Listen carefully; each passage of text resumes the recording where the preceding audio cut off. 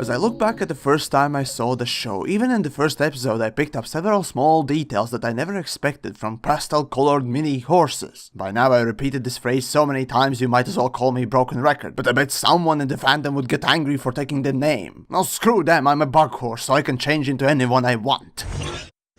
Whoops, wrong form. Actually, I wanted to talk about Twilight a bit. And no, not the lazy attempt at literature Twilight. The pony Twilight, the best kind. As I said, there were details in the first episode I picked up that convinced me of the fact that the show was actually really good. Twilight's snarkiness, skepticism, and in general semi-negative attitude when faced with annoyances or absurdities intrigued me, as my first assumption about the show was the same as anyone else's. It'll be filled with pandering, simple ideas, and simple stories where everyone and everything is friendly. You know, the typical insipid and bright cartoon stereotype. The way Twilight reacted to such a world basically broke that illusion, and because most other characters were also written in this more realistic mindset, the show as a whole felt quite believable. As for Twilight herself, in the first season it was quite apparent how skeptical, sarcastic, and sneering Twilight was being, despite her being the main focus of the show. It was actually interesting to see how over time, with actually getting to know true friendship and love that comes with it, her somewhat mean spirit was slowly but surely broken, and in today's episodes in season 7, all we witness anymore is everything but the grumpy, sarcastic, magical horse she once was. The only issue I have with the way Twilight was portrayed in season 1 was with the feeling Pinky key. Well, that one had bigger problem looming over it, but even so, that episode had potential to show kids how to be rational through Twilight's actions, and so teaching kids not to jump to conclusions and collect information. Twilight was perfect for that role, but nope. Still, I guess you can say that they accomplished that in the next season, in the episode Mystery on the Friendship Express. All in all, Twilight's actions early on allowed me to witness how friendship can change a person for the good, and sometimes for the bad. But even so, the skeptical approach that Twilight had,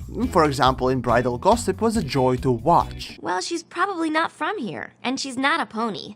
My books say that zebras come from a faraway land. And of course I won't go 2 steps without mentioning Avatar series where Sokka was the skeptical and snarky one. Well, up until Toph took over the sassy bit. Such characters in cartoons that represent skeptical and rational mindset might come off as arrogant, be that due to their disbelief or methods, but as role models, to me they are the best. Teaching about rational approach to the world is very important, as it allows kids to grow up without idiotic notions that just because someone else is different doesn't mean that there is something lesser about them. Instead, these kids question things, and so through their curiosity learn more and more about themselves, the world, and events in it. They're not restricted in thinking process by some taboo that someone has forced upon them. In essence, what I'm saying, I guess, in the end, is that thanks to Twilight's snarky and sarcastic approach to the playful and happy-go-lucky ponies helped me realize that My Little Pony is something interesting, believable, and worth watching. As for the kids, having Twilight to be the representation of knowledge and rationale gives them a fantastic role model. Now though, we have Starlight as our Twilight 2.0. Still, I do really miss the sarcasm coming out of our mystical magical horses in general.